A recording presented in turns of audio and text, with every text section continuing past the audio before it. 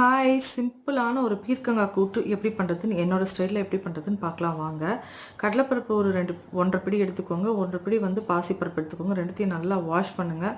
Wash பண்ணிவிட்டு பீர்க்கங்காய் வந்து க்யூபாக கட் பண்ணி வச்சுக்கோங்க. அதை எடுத்து போட்டுக்கோங்க. மஞ்சள் பொடி போட்டுக்கோங்க. கொஞ்சம் குழம்பு மிளகாய் பொடி போட்டுக்கோங்க. போட்டுட்டு உப்பு போட்டுக்கோங்க. பெருங்காய பொடி வேணுன்னா போட்டுக்கோங்க இப்போவே கூட, இல்லைன்னா அப்புறமா தாளிப்பில் கூட போட்டுக்கலாம், ஒன்றும் பிரச்சனை இல்லை. போட்டுட்டு உப்பு போட்டுட்டு மூடி வச்சுருங்க. மூடி வச்சு குக்கரில் வந்து ஒரு 3 விசில் வைங்க. 3 விசிலே போதும். ஏன்னா பீர்க்கங்காய் வந்து டக்குன்னு வெந்துடும். அதனால் 3 விசிலே போதும். நல்ல விசில் வந்தோடனே எடுத்து ஆஃப் பண்ணிவிடுங்க.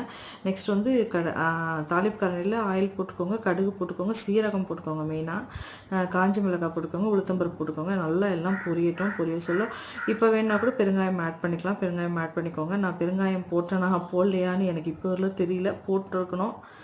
ஒரு வேளை பருப்பில் போட்டனா எடுக்க மறந்துட்டா தெரில. கருவேப்பிலை போட்டுட்டு இதை கூட்டில் எடுத்து அந்த தாளிப்பை கொட்டிட்டு ஒரு கொதிக்கட்டும்னு சொல்லிட்டு பைண்ட் ஆகட்டும். ஆயில் வந்து அந்த கூட்டோட நல்லா பைண்டிங் ஆகட்டும். வேணும்னா தேங்காய் இருந்ததுன்னா தேங்காய் துருவி இதில் லாஸ்ட்டாக போட்டு ஆஃப் பண்ணிங்கன்னா சூப்பரான கூட்டு ரெடி. இது வந்து ரசம் சாதம், காரக்குழம்பு எல்லாத்துக்கும் சாப்பிட்லாங்க. தோசை கூட தொட்டு சாப்பிட்லாம். ரொம்ப நல்லா தான் இருக்கும். டேஸ்டியாக இருக்கும். ட்ரை பண்ணி பாருங்கள். ரொம்ப சிம்பிளான ஒரு பீர்க்கங்காய் கூட்டு. இதில் ஏன் கடலைப்பருப்புனா அதான் ரொம்ப டேஸ்ட்டாக இருக்கும். ட்ரை பண்ணி பாருங்கள். பிடிச்சிருந்தால் லைக் பண்ணுங்கள், ஷேர் பண்ணுங்கள், சப்ஸ்கிரைப் பண்ணுங்கள். தேங்க்யூ.